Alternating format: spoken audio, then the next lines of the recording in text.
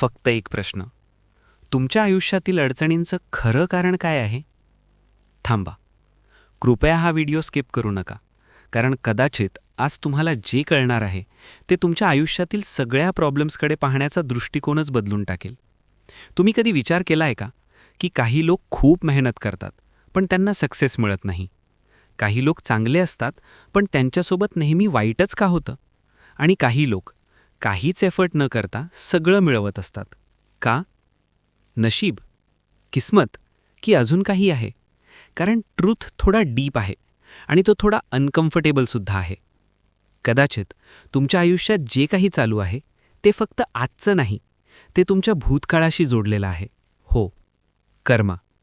पण थांबा, कर्मा म्हणजे फक्त पनिशमेंट नाही आणि कर्मा क्लिअरिंग म्हणजे फक्त पूजापाठ नाही. इथेच बहुतेक लोक चुकतात.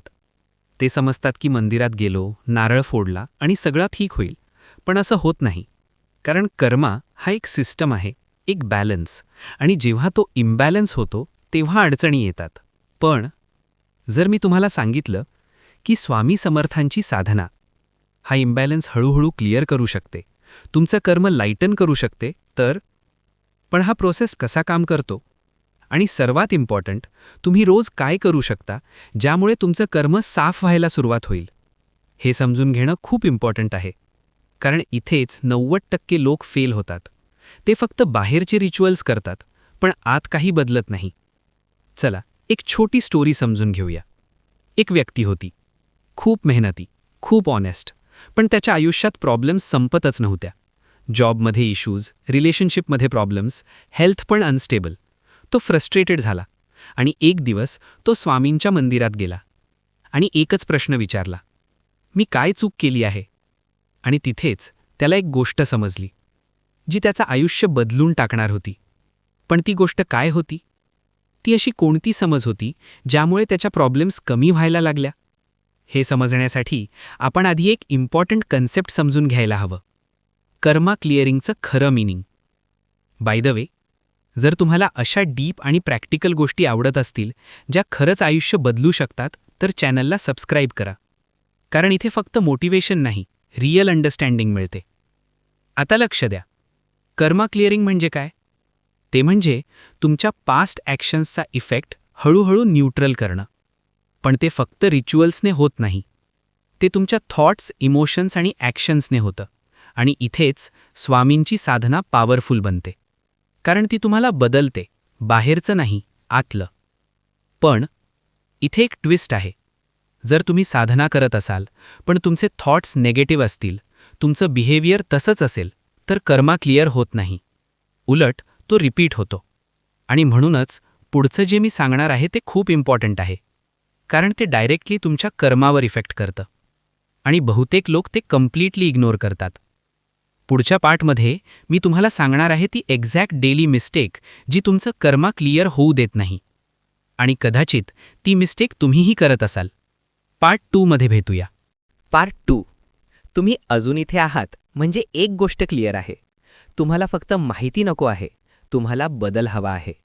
पण आता जी गोष्ट मी सांगणार आहे ती थोडी वेगळी आहे आणि कदाचित अनकम्फर्टेबलसुद्धा.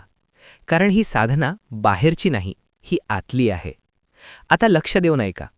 तुम्ही कधी नोटीस केलं आहे का की जेव्हा तुम्ही खूप टेन्शनमध्ये असता किंवा खूप दुःखी असता तेव्हा अचानक तुम्हाला स्वामी आठवतात? का? कारण त्या मोमेंटला तुमचं इगो कमी झालेलं असतं. आणि जिथे इगो कमी तिथे कनेक्शन स्ट्रॉंग. पण प्रॉब्लेम काय आहे माहिती आहे? आपण फक्त प्रॉब्लेममध्येच स्वामी आठवतो आणि जेव्हा सगळं ठीक असतं तेव्हा विसरतो.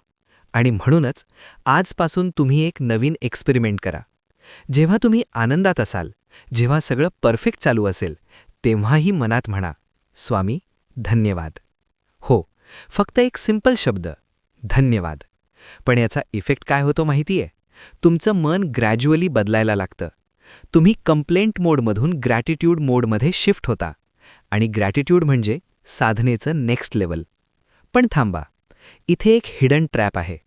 बहुतेक लोक ग्रॅटिट्यूड बोलतात पण फील करत नाहीत. फक्त शब्द असतात, मनात कनेक्शन नसतो आणि म्हणूनच रिझल्ट मिळत नाही. मग काय करायचं? इथे येते ती पॉवरफुल टेक्निक, रात्रीची साधना. हो, तुमच्या दिवसातील सगळ्यात पॉवरफुल 5 मिनिटं झोपायच्या आधी फोन बाजूला ठेवा आणि आजचा दिवस आठवा. काय झालं, काय चुकलं, काय चांगलं झालं, आणि मग डोळे बंद करून मनात स्वामींशी बोला, जसं तुम्ही तुमच्या जवळच्या व्यक्तीशी बोलता.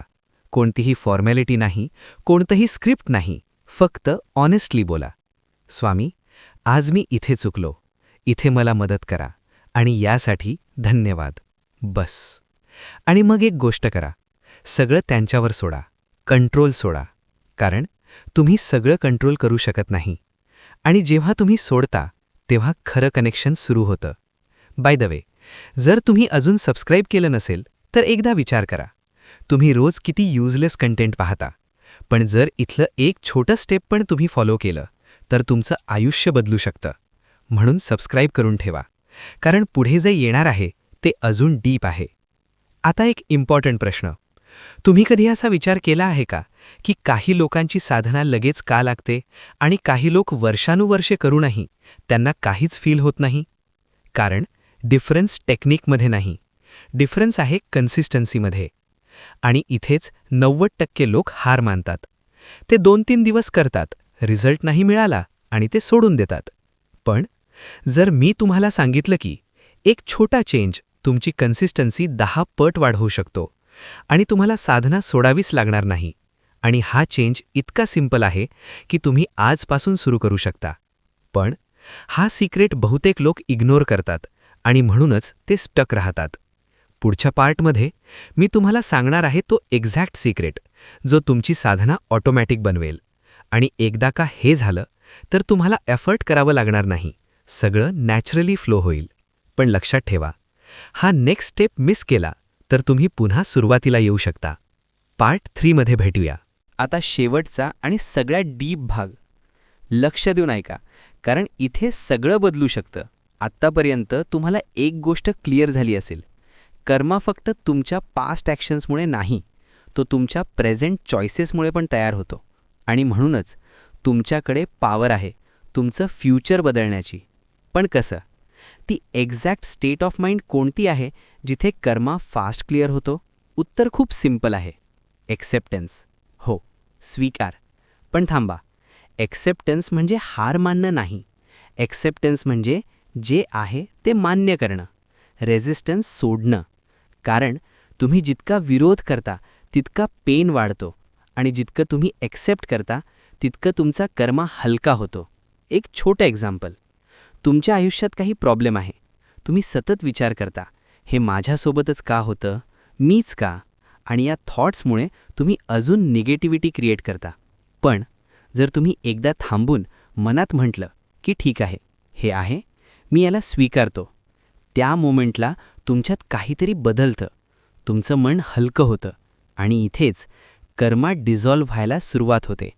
पण एक्सेप्टन्स एकटं पुरेसं नाही, त्यात जोडावी लागते फेथ, विश्वास, स्वामींवर विश्वास, की जे काही होतंय त्यामागे काहीतरी कारण आहे आणि ते तुमच्यासाठीच आहे.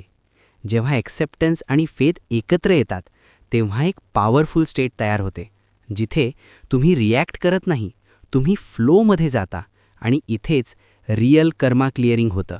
पण इथे एक शेवटचा ट्रूथ आहे, जो तुम्हाला कदाचित आतपर्यंत हलवेल. तुमच्या आयुष्यातील अडचणी शाप नाहीत, त्या सिग्नल्स आहेत. त्या तुम्हाला काहीतरी शिकवायला आलेल्या आहेत, आणि जोपर्यंत तुम्ही शिकत नाही तोपर्यंत त्या रिपीट होत राहतील.